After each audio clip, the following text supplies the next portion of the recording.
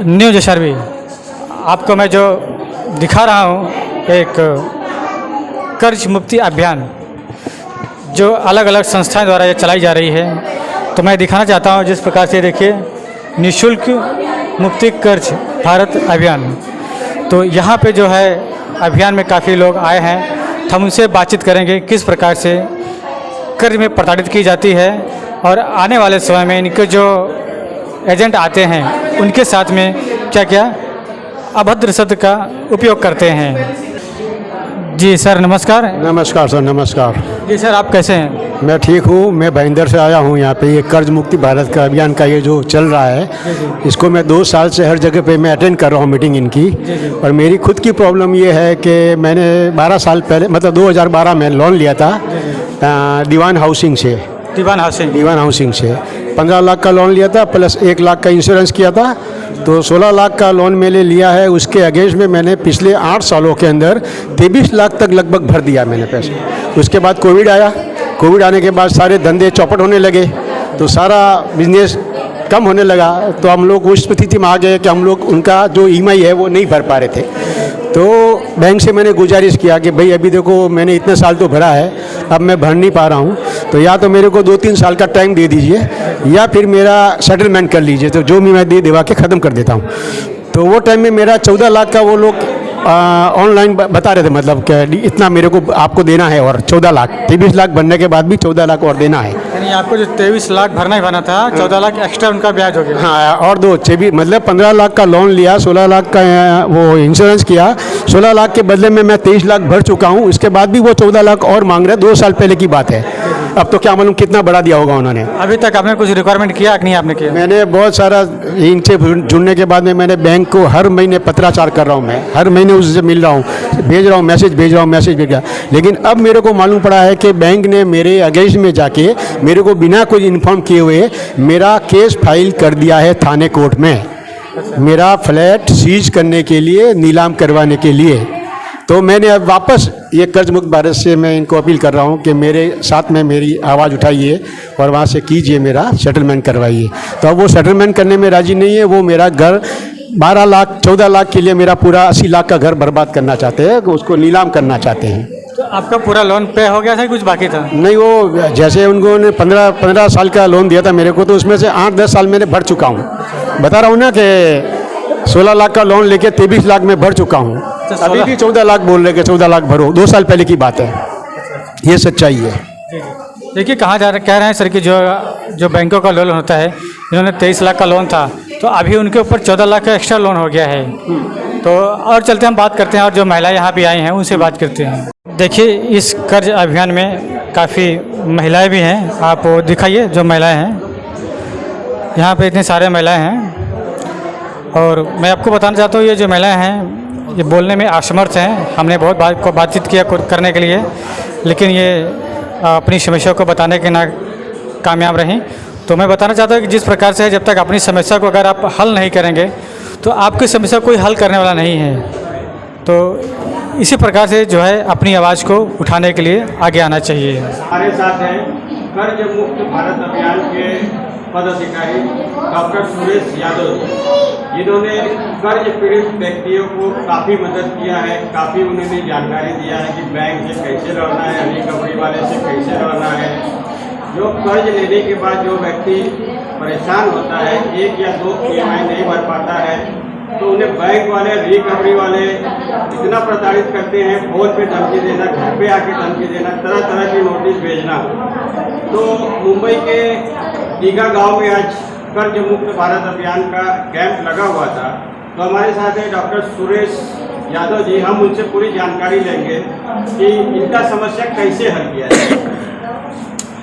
देखिए, आज पूरे भारत में बहुत बड़ी संख्या में लोग कर्जे से परेशान हैं और हमने कई बार मीडिया द्वारा, आंदोलन द्वारा, अभियान द्वारा, सुप्रीम कोर्ट में PIL द्वारा कई बार जनता की समस्याओं को सरकार के सामने रखा है।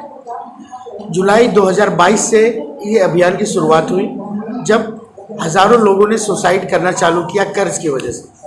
तो लोगों को कर्ज से राहत की जानकारी देना, कैसे पत्र व्यवहार करना, उनका डिप्रेशन में आने के बाद काउंसलिंग करना, उनको रिकवरी एजेंट द्वारा क्या सवाल किए जाते हैं, उसका जवाब कैसे देना, रिकवरी एजेंट को कैसे पहचानना, बहुत सारी चीज़ें। गुरु जी के लगभग 150-200 शाहनवाज चौधरी भारती जी का 150 से 200 वीडियो आपको यूट्यूब पे, फेसबुक पे मिल जाएगा, जिसपे हर एक छोटे से छोटे कारण पे भी उन्होंने विस्तार से उस चीज़ का निराकरण किया है।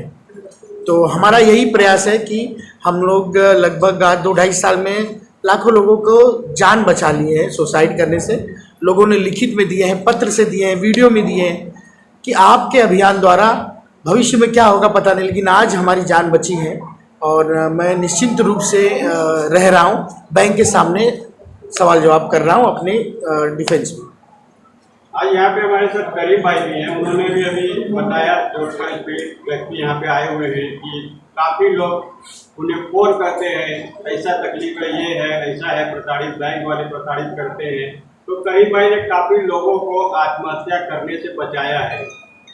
और यहाँ पे जो कैंप लगाए हैं नवी मुंबई के दीघा गाँव में, करीम भाई के ही मार्गदर्शन से यहाँ पे लगाया गया है प्रताड़ित व्यक्तियों की मदद के लिए। मैंने काफ़ी लोगों से इस बारे में जानकारी भी लिया है, तो उन्हें वो लोग महिलाएं जो यहाँ पे आई उन्होंने बताया कि हमको काफ़ी मदद मिला है, काफ़ी जानकारी मिला है, बैंक से कैसे लड़ना है, रिकवरी वाले से कैसे लड़ना है, उन्हें काफ़ी इस बारे में जानकारी मिला है। तो मैं आपसे जानना चाहता हूँ कि इनका समस्या कैसे हल किया जाए। जय हिंद, जय भारत। मैं मोहम्मद करीम इदरीसी।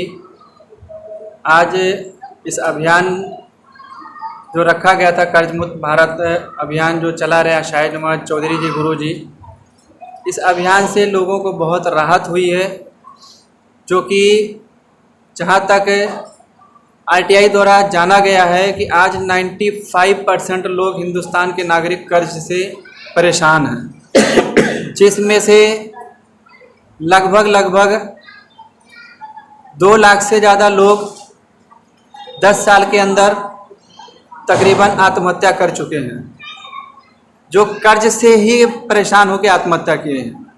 एग्जाम्पल है, कल ही हमारे पास फ़ोन आया नागपुर से, वो सुसाइड करने जा रहा था। हमने बात किया, उसे समझाया, उसका अधिकार बताया जब, तो बोला मुझे तो पता ही नहीं था कि मेरा अधिकार भी इतना है, क्योंकि कस्टमर के भी बहुत सारे अधिकार हैं जो आरबीआई ने दिया हुआ है, वो बैंक से मांग सकते हैं जो बैंक छिपाई है। इसीलिए हम आज आपके चैनल के माध्यम से उन तमाम बैंकिंग सेक्टरों को ये कहना चाहते हैं कि जो आप बड़े बड़े उद्योगपतियों को सुविधाएं दे रहे हैं, इसलिए बराए मेहरबानी हिंदुस्तान के सारे नागरिक को वही सुविधाएं दें।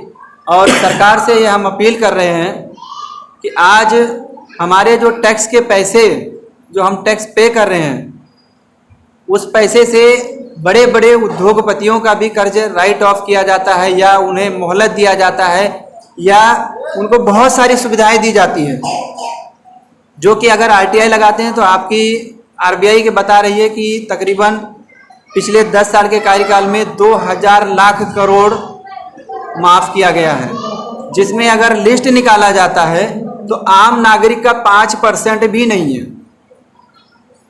95% उद्योगपतियों का माफ है। तो इसलिए हम सरकार से भी अपील करते हैं, आपके चैनल के माध्यम से आवाज़ ये पहुंचाते हैं कि सरकार तमाम आम नागरिक जो भी परेशान है, कर्ज से दलदल में फंसे हैं, उन्हें भी वो सुविधा दे के उनको राहत दे।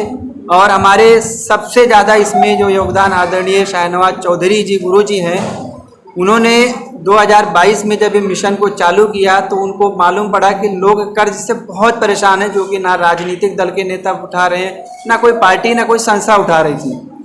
तो उन्होंने सोचा कि हमें एक बार इस मुद्दे को लेके और लोगों से मिलना चाहिए।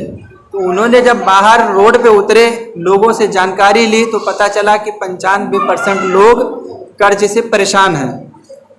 फिर सरकार से उन्होंने जब बात की तो सरकार ने कहा हमारे पास तो कोई जानकारी नहीं है। फिर उन्होंने लोगों से कहा कि भाई आप लिखित रूप में ऑनलाइन आवेदन फॉर्म लगाइए।